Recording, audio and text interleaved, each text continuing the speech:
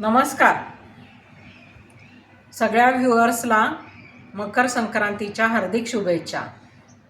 संक्रांतीनिमित्त मी आज एक वेगळा पदार्थ दाखवणार आहे। ज्या लोकांना डायबिटीस असतो ते तिळगुळाचा लाडू एन्जॉय करू शकत नाही, त्यांच्यासाठी मी विदाऊट गूळ आणि विदाऊट साखर असा तिळाचा लाडू दाखवणार आहे। त्याच्यासाठी काय काय साहित्य लागतं ते आपण बघू। त्याच्यासाठी लागतात 1 वाटी तीळ, अर्धी वाटी भाजून शेंगादाण्याचं कूट तयार केलं आहे मी, शेंगा भाजून, आणि अर्धा ते पाऊण वाटी खजूर आणि थोडीशी जायफळ विलायचीची पूड। तर आपण सुरू करू। गॅस पेटवून आपण त्याच्यात तीळ भाजायला घेऊ।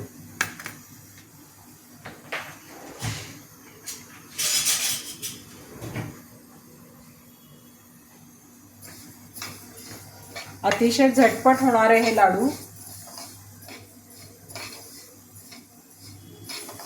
स्वादिष्ट लागतात।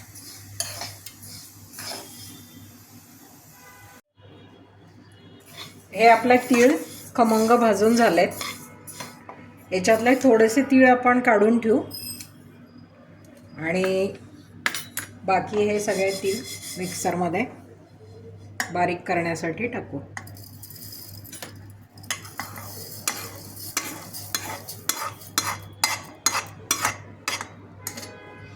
तीळ आणि दाणे आणि थोडीशी जायफळ विलायची पूड हे आधी बारीक करून घेऊ आणि नंतर खजूर घालून परत बारीक करू। तीळ आणि दाणे आपण बारीक करून घेतले। त्याच्यात आता हे बिया काढलेले खजूर टाकू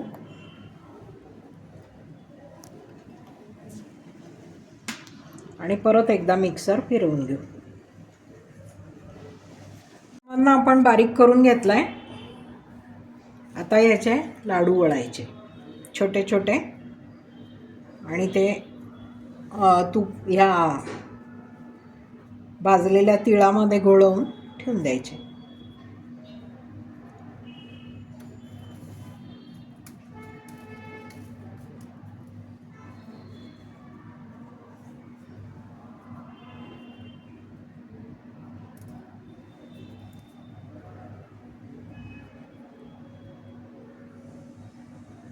हे बघा,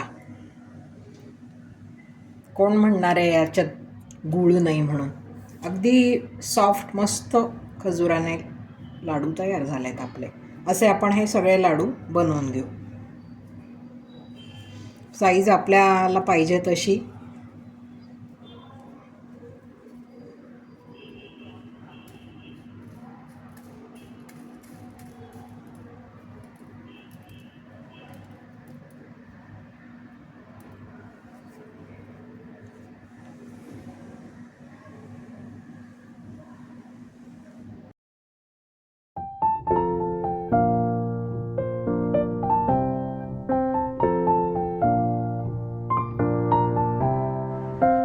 संक्रांतीसाठी साखर विरहित, गूळ विरहित, तूप विरहित असे हेल्दी लाडू तयार आहेत। ज्यांना साखर चालत नाही ते पण आरामात खाऊ शकतात। आजची रेसिपी तुम्हाला कशी वाटली? अतिशय हेल्दी रेसिपी आहे। ज्यांना साखर चालत नाही त्यांनी अवश्य हे लाडू करून खा आणि आपली संक्रांत आनंदात घालवा। माझा हा व्हिडिओ बघितल्याबद्दल धन्यवाद। पुन्हा भेटू नव्या व्हिडिओत।